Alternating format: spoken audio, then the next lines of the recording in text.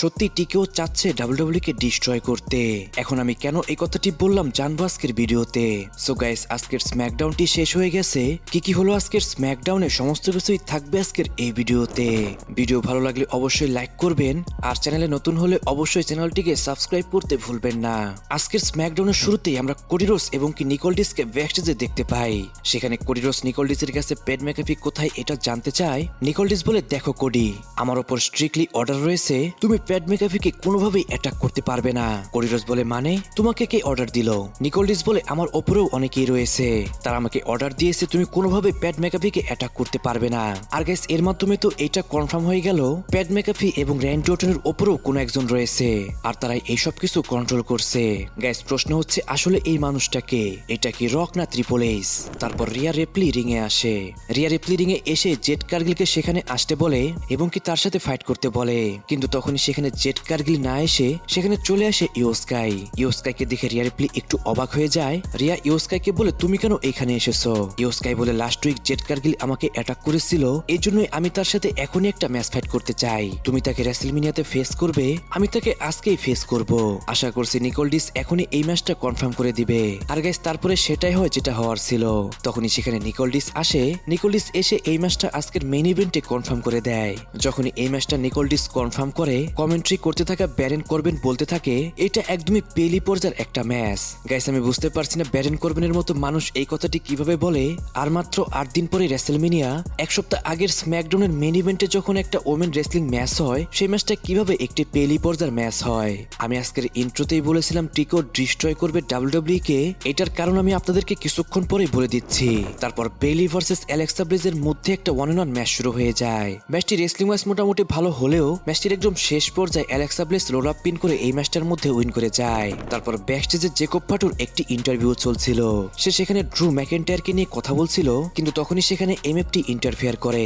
Solo সিকোয়া সেখানে Jacob ফাটুকে তার টিমের মধ্যে অ্যাড হতে বলে। জেকব ফাটু বলে, দেখো সোলো সিকোয়া, আমার কাছে এখন এইসব কিছু ভাবার সময় নেই, আমি আগে রেসলমেনিয়াতে ড্রু ম্যাকেন্টায়ারকে ডিস্ট্রয় করে আসি, তারপরে তোমার সাথে আমি এইসব বিষয় নিয়ে কথা বলবো। আর তখনই আমরা সেখানে জানতে পারি আজকের স্ম্যাকডাউনে টামাটুঙ্গার সাথে জেকব ফাটুর একটা ম্যাচ রয়েছে। আর 2 সপ্তাহ যে টামাটুঙ্গা এবং সোলো সিকোয়ার মধ্যে ঝামেলা দেখানো হয়েছিল, সেই ঝামেলাটিও মোটামুটি তাদের মধ্যে ঠিক হয়ে গেছে। তাই গাইস, এখন তো বলা যাচ্ছে যে এমএফটির ব্রেকআপ এখনই হচ্ছে না। তারপর বেরতো ভার্সেস রোয়েস্কির মধ্যে একটা 1-on-1 ম্যাচ শুরু হয়ে যায়। রোয়েস্কি রয়্যাল রাম্বলে ডেবিউ করে ডাব্লিউডাব্লিউ তে, তারপর থেকে কিন্তু স্ম্যাকডাউনে এটা তার ফার্স্ট ম্যাচ ছিল। যেহেতু রোয়েস্কিসকে পাওয়ার হাউস হিসাবে এনেছে ডাব্লিউডাব্লিউ, তাই ম্যাচের মধ্যে রোয়েস্কিসের ডমিনেশন আমরা দেখতে পাই। রোয়েস্কিস একটি স্পাইন বাস্টার হিট করে বেরতোকে, আর সে এই ম্যাচটার মধ্যে পিনফল করে উইন করে যায়। তারপর ব্যাকস্টেজে আমরা দেখতে পাই কার নিয়ে এন্ট্রি করে প্যাট ম্যাকাফি। তখনই প্যাট ম্যাকাফির সামনে চলে আসে নিকোলডিস।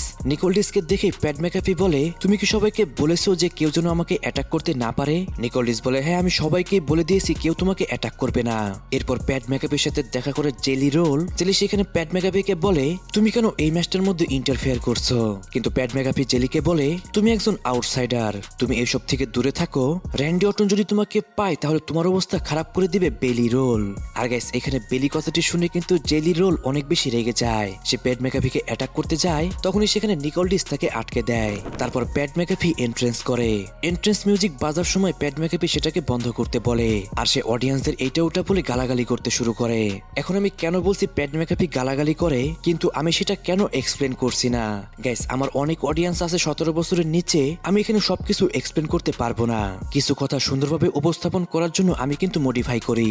এই জন্যই গত সপ্তাহের যে মাল্টি নাইট্রো রিভিউ ভিডিও আমি দিয়েছিলাম, অনেকে আমাকে বলেছিল যে ভাই ভিডিওর সাথে অনেক কিছু মিলছে না। অনেকে আমাকে বলেছিল ভাই অনেক কিছুই এখানে মিলছে না। গাইস, তাদের উদ্দেশ্যে আমি বলি সবকিছু কিন্তু এখানে বলা যায় না। কিছু কথা তারা গালাগালি করে, আমি তো এখানে গালাগালি করতে পারি না। যে সমস্ত কথা বলা যায় আমি সেই সমস্ত কথাই আপনাদের সামনে উপস্থাপন করি। আশা করছি আপনারা এই সমস্ত বিষয় বুঝতে পারবেন। যাই হোক, প্যাট ম্যাকাফি রিং এ এসেই বলে, আমি তোমাদের হিরো, তোমরা বোকা, তাই তোমরা সিএম পাঙ্কের চ্যান্ট করো। লাস্ট মানডে নাইট্রোতে সিএম পাঙ্ক আমাকে অপমান করেছে, তোমরা কি সেটাকে পছন্দ করেছো? আমি তার থেকেও ফেমাস, আমি তার থেকেও রিচ। সে তো তোমাদের কথার জালে ফেলে মার্চেন্ডাইজ সেল করছে। তোমরা বোকার মতো তার জ্যাকেট এবং কি টি শার্ট গুলো কিনছো, আর মাস শেষে টিকেও তার কাছে একটি মোটা চেক ধরিয়ে দিচ্ছে। সে বলেছে রেসলমেনিয়ার টিকিট অনেক বেশি হাই, তাই তোমরা টিকিট কিনতে পারবে না। গাইস, এরপর প্যাট ম্যাকাফি সৌদি আরবিয়াতে যে রেসলমেনিয়া হবে সেই কথাটিও কিন্তু সেখানে টেনে আনে। তারপর প্যাট ম্যাকাফি সেখানে বলে, সিএম পাঙ্ক একজন ফ্রড, সে পলিটিশিয়ানদের মতো কথা বলে, র্যান্ডি অর্টন আসল হিরো, যার জন্য মানুষ মানুষ বেশি টাকা দিয়ে রেসেলমিনিয়া দেখতে আসবে। স্যাটারডে রেসেলমিনিয়ার যে নাইট 20 হবে তার টিকিট প্রাইস আমি 25% কমিয়েছি। আমার জন্য 25% কমে তোমরা রেসেলমিনিয়া নাইট 20 দেখতে পারবে। তখনই সেখানে কোডি রোডসের মিউজিক হিট হয়ে যায় আর রিং এর মধ্যে চলে আসে কোডি রোডস। কোডি রোডস সেখানে এসেই বলে, প্যাট ম্যাকাফি আমি জানি তোমাকে আমি আজকে অ্যাটাক করতে পারবো না। লাস্ট উইক র্যান্ডি অর্টন আমাকে চেয়ার দিয়ে মেরেছে, তখন তুমি বলছিলে যে র্যান্ডি অর্টন বিলং করে অ্যাটিটিউড এরা থেকে। তোমাকে আমি বলি অ্যাটিটিউড এরা আরো 30 বছর আগে শেষ হয়ে গেছে। র্যান্ডি অর্টন WWE তে ডেবিউ করে 2002-এ, আর যখন অ্যাটিটিউড এরা চলছিল তখন কিন্তু র্যান্ডি অর্টন হাই স্কুলে পড়তো। তুমি WWE এর ওল্ড প্রমোটারদের মতো কথা বলছো, তুমি অডিয়েন্সের একজন কাস্টমার বলে মনে করছো, কিন্তু এরা কোনো কাস্টমার নয়, এরা হচ্ছে আমার ফ্যামিলি। এরা যদি না থাকে থাকবে না WWE, এরা যদি না থাকে থাকবে না আমি এবং কি তুমি। এই অডিয়েন্সরা এই র্যান্ডি অর্টনকে দেখতে চায় না, এই অডিয়েন্সরা এই প্যাট ম্যাকাফিকে দেখতে চায় না, তাই তুমি এখানে না থেকে বাড়ি চলে যাও। এইটা বলে সেখান থেকে কোডি রোডস চলে যাচ্ছিল, কিন্তু তখনই প্যাট ম্যাকাফি তাকে থামায়। প্যাট ম্যাকাফি বলে, আমি বাড়ি চলে যাব? আমি এই বিজনেসের সাথে অনেক আগে থেকে রয়েছি আর আমি এই বিজনেসের জন্যই জন্মেছি। তুমি হ্যান্ডসাম একজন মানুষ, তুমি সবসময় একদমই ফিটফাট হয়ে থাকো, কিন্তু তুমি কি মনে করো তুমি আমার থেকেও বেশি হ্যান্ডসাম? রেসেলমিনিয়াতে তোমাকে র্যান্ডি অর্টন ডিস্ট্রয় করে দিবে এবং কি রেসেলমিনিয়াতে র্যান্ডি অর্টন হয়ে যাবে 15 টাইম WWE চ্যাম্পিয়ন। যদি র্যান্ডি অর্টন WWE চ্যাম্পিয়ন না হতে পারে রেসেলমিনিয়াতে, আমি তোমাকে কথা দিচ্ছি আমি কখনোই আর WWE তে আসবো না। এইটা শুনে কোডি রোডস প্যাট ম্যাকাফিকে বলে, প্যাট ম্যাকাফি কি অনেক বেশি টায়ার্ড? প্যাট ম্যাকাফি কি ঘুমাতে চায়? তাহলে এখনই গুন্থারকে আনা হোক এবং কি প্যাট ম্যাকাফিকে এখনই একটা স্লিপার হিট করে ঘুম পাড়িয়ে দিক। এইটা বলে কোডি রোডস সেখান থেকে চলে যাচ্ছিল, তখনই প্যাট ম্যাকাফি কোডি রোডসকে বলতে থাকে, তুমি ট্রিপল এইচের চামচা, তুমি স্টারডাস্ট। আর গেস প্যাট ম্যাকাফি কিন্তু কোডি রোডসের মাকে নিয়েও কথা বলতে শুরু করে, যা শুনে কোডি রোডস অনেক বেশি রেগে যায় এবং সে প্যাট ম্যাকাফিকে অ্যাটাক করতে যায়। কিন্তু তখনই স্ক্রিনের মধ্যে র্যান্ডি অর্টনের একটি ভিডিও প্লে করা হয়, সেখানে কোডি রোডস দেখতে পায় র্যান্ডি অর্টন জেলিকে অ্যাটাক করছে। র্যান্ডি অর্টন জেলিকে নিয়ে আসে র্যাম্পের ওইখানে, কোডি দৌড়ে সে র্যাম্পের ওইখানে আসে জেলিকে বাঁচাতে, কিন্তু তখন সেখান থেকে র্যান্ডি অর্টন চলে যায়। গাইস, এটা ছিল র্যান্ডি অর্টনের একটি চাল। র্যান্ডি অর্টন আবার সেখানে চলে আসে এবং সেখানে এসে কোডি রোডসকে অ্যাটাক করে দেয়। র্যান্ডি অর্টন প্যাট ম্যাকাফি দুইজন মিলে সেখানে কিন্তু কোডি রোডস এবং কি জেলিকে একদমই ডিস্ট্রয় করে দেয়। লাস্টে প্যাট ম্যাকাফি এবং কি র্যান্ডি অর্টন সেখান থেকে যাওয়ার আগেই কোডি রোডসের টাইটেল নিয়ে তারা এরিনা থেকে বের হয়ে যায়। গাইস, এই ম্যাচটাকে কিন্তু WWE মোটামুটি ভালোই বিল্ড আপ করতে পেরেছে, কিন্তু আমি ইন্ট্রোতে বলেছিলাম যে টিকেও WWE কে ডিস্ট্রয় করে দিবে। এটার কারণটা আমি এখনই বলে দিচ্ছি। আসলে প্যাট ম্যাকাফি এবং জেলি রোলকে এই ম্যাচটার মধ্যে ঢোকানোর একমাত্র মাস্টার মাইন্ড হচ্ছে টিকেও। জেলিকে এই ম্যাচটার মধ্যে ইনভলভ করেছে কারণ জেলির একটা ফ্যান বেস রয়েছে ওয়ার্ল্ড ওয়াইড, আর প্যাট ম্যাকাফিকে এই ম্যাচটার মধ্যে ইনভলভ করেছে কারণ ESPN এর সাথে প্যাট ম্যাকাফির রিলেশন কিন্তু অনেক ভালো। জাস্ট বিজনেসের কারণেই কিন্তু এরকম একটা আইকনিক ম্যাচের মধ্যে এরকম দুজন আউটসাইডারকে ঢুকিয়েছে টিকেও। গত বছর জন সিনাকে হেল্প করার জন্য এসেছিল ট্রেভিস স্কট, যার কারণে জন সিনার যে আইকনিক মোমেন্টটা হওয়ার কথা ছিল সেটা WWE ডিস্ট্রয় করেছিল। ঠিক এইবারও মনে হচ্ছে যে র্যান্ডি অর্টনের যে আইকনিক মোমেন্ট হবে রেসেলমিনিয়াতে সেটাকেও WWE ধ্বংস করতে যাচ্ছে। গ্যাস, এই বিষয়ে আপনার কি মতামত সেটা কিন্তু অবশ্যই কমেন্টে জানাবেন। তারপর টামাটোঙ্গা ভার্সেস জেকব ফাটুর মধ্যে একটা 1-on-1 ম্যাচ শুরু হয়ে যায়। গাইস, ম্যাচটি কিন্তু মোটামুটি রেসলিং ওয়াইজ ভালোই হয়। ম্যাচের একটি মোমেন্টে জেকব ফাটু তার ফিনিশার মুনসল হিট করে এবং কি এই ম্যাচটার মধ্যে জেকব ফাটু উইন করে যায়। বাট যখনই ম্যাচটি শেষ হয়ে যায় জেকব ফাটুকে ড্রু ম্যাকেন্টায়ার অ্যাটাক করে দেয়। ড্রু ম্যাকেন্টায়ারের এগেইনস্টে জেকব ফাটু আজকে কিছুই করতে পারে না। জেকব ফাটুকে ড্রু ম্যাকেন্টায়ার একটা হ্যান্ডকাপে আটকে দেয়। তারপরে ড্রু ম্যাকেন্টায়ার জেকব ফাটুকে একটি বেল্ট দিয়ে মারতে থাকে, যার মাধ্যমে ড্রু ম্যাকেন্টায়ার আজকে জেকব ফাটুকে একদমই ডিস্ট্রয় করে দিয়েছে। তারপর সেমি জেন রিংয়ে আসে।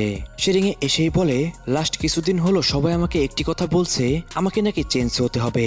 আমার ফ্রেন্ড র্যান্ডি অর্টন, কোডি রোডসও আমাকে ঠিক সেম কথাই বলেছে। আমি সবসময় চেয়েছি অডিয়েন্সের ভালো কিছু দিতে, আমি সবসময় চেয়েছি তাদের এক্সট্রা কিছু দিতে, আমি সেটাই করছি যেটা আমার মাথায় আসছে।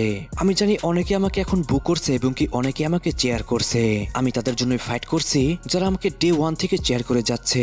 কিছু মানুষ আমাকে এইখানেও বুক করছে, বাট আই ডোন্ট কেয়ার। কিন্তু কোথায় আমার ফ্যান? আমি জানি তারা এইখানেই রয়েছে, তাই তোমরা এখানে আমাকে চেয়ার করো এবং কি যারা যারা আমাকে বুক করছে তাদেরকে ভুল প্রমাণ করো। তখনই সেখানে ট্রিক উইলিয়ামের মিউজিক হিট হয়ে যায়। ট্রিক উইলিয়ামের সাথে কিন্তু তার যে চামচা সেটাকেও আজকে নিয়ে এসেছিল সে। ট্রিক উইলিয়াম সেমিজেনকে বলে, তুমি এখানে ডিজার্ভ করো না, তুমি এই টাইটেল টু ডিজার্ভ করো না, এই জন্যই তোমাকে এখন আর কেউ লাইক করে না। আমি তোমাকে রেসলমিনিয়াতে বিট করে আমি হয়ে যাব ইউনাইটেড স্টেটস চ্যাম্পিয়ন। সেমিজেন বলে, ট্রিক উইলিয়াম তোমাকে এইখানে কেউই পছন্দ করে না, তুমি যে ড্রেসটি এইখানে পরেছো সেটা 90-এর দশকে মানুষ পড়তো। তোমার সাথে আমি কথা বলছি, তুমি সানগ্লাসটি খুলে ফেলো। সবাই তোমাকে বলে তুমি ডাব্লিউডাব্লিউর ফিউচার, তুমি ফিউচারে ডাব্লিউডাব্লিউ কে মাল্টিপলটা মেইন ইভেন্ট করবে, কিন্তু তোমার মধ্যে আমি সেরকম কিছুই দেখতে পাচ্ছি না।